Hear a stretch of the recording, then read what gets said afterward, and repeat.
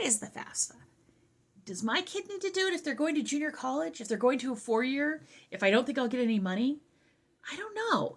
Well, I'm Jacqueline at homeschoolhangout.xyz, and I'm going to answer some of these questions and a few more that I have received recently about the FAFsa. First question. What is a FAFsa? A FAFsa, FAFsa, is the document you fill out online. It's an online form, and it records all of your parents, I'm the parent, and your financial data to calculate your need for aid to go to college. Now, that's what it is. That's basically all it is. The next question is going to go into a little bit more. Do I need to give my kid my social security number? My husband doesn't even have my social security number. I am not joking. I saw that in a group. Yes, you need to put in your social security number, both parents and the child, because at least I remember being in college, my social security number was my identity. But that helps them go into the federal tax archive and pull your financial data. That's what it does, and it validates that what you're putting in there is true. It's really simple. It's really easy. It only takes a few minutes to really fill it out. But you do need your social security number. And yes, they're going to pull your financial data. That is something some parents are not comfortable with. My parents would never give me their social security numbers and let me do it. So I didn't get any financial aid when I was in school. Now, would I have qualified?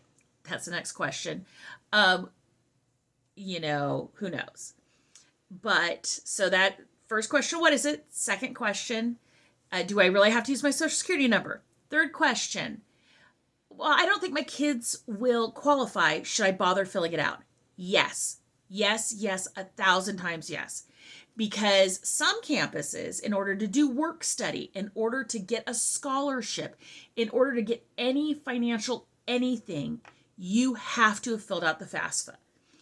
I can tell you, the community college level, my daughter got like a $200 or $250 scholarship her first year because it was a merit-based scholarship, but she couldn't apply if she hadn't filled out her FAFsa. My son has a work study, and he couldn't have gotten that job without it because that actually sets aside certain jobs. But also, you might be surprised what you qualify for. Of course, there's Pell Grants, and there's also loans that they say, oh, this is how much you can qualify for loans. We don't really like to do loans in our house, so that's not what we did. But we did find out there was a grant for middle income families for their students. So both my CSU students, both are getting a little bit of aid towards each semester's tuition this year.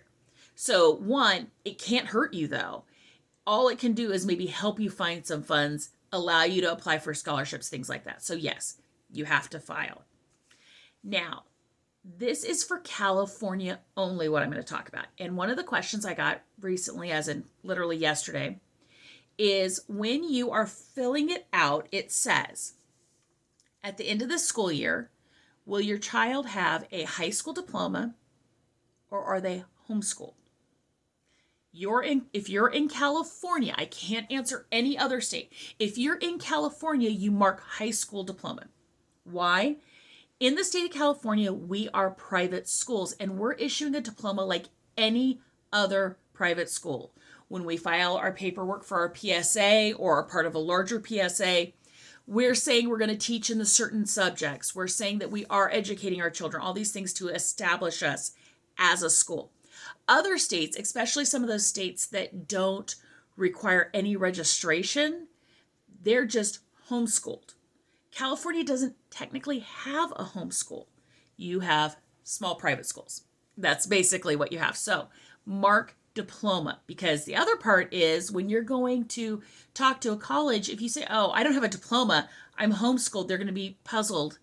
And not that you won't get in, it just will make it more complicated versus you're educated like any other private schooler. So definitely mark high school diploma, not homeschool. The next question I got real specifically is, well, what school should I put in? Now, sarcastic makes this the name of your school because your child attends a school. And that school is the name that's on your PSA. Now, if you're an independent homeschooler like I am, where I file my own PSA, I put my own there. But if you're part of a larger group that files one PSA, whatever name is on that PSA is their graduating school. It's the school, as am I, that has a legal requirement to hold onto their transcripts, to verify high school graduations and things like that. So you just put that down. It's been a while since I filed it, but I believe there is a pull down box of some names, but you can actually just type it in. It will let you type in your school name. And then you wait. You do all that, you fill it out, and you wait. And that waiting can look different. Now, one of the things is it'll say what schools are we putting in. So if your kid's still trying to decide between two schools, put them both in. You'll get an initial-ish, it could be immediate, it could be in a week, from the FAFsa itself saying this is what we've determined your need. This much scholarship, this much grant, this much loan.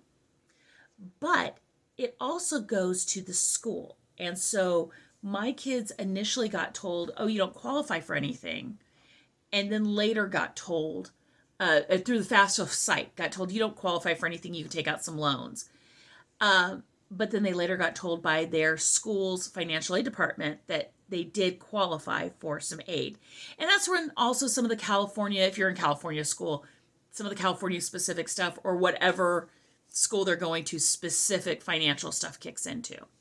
So don't lose hope just because you initially get, oh, you don't qualify for anything. And once again, you have to fill it out if you want to get work study or if you want to get a scholarship on campus, anything like that. So fill it out now, give it some time to work, and then most schools will put together your aid package and tell you what you get. So I hope that answers some questions. It's super easy. You put in your information. I recommend your kids fill it out when you're around so they'll start their own account and then it'll come to you and you'll go in and verify and do all that stuff, all your information. Super easy. Don't stress. Breathe deep. Go forward. You got this. Bye.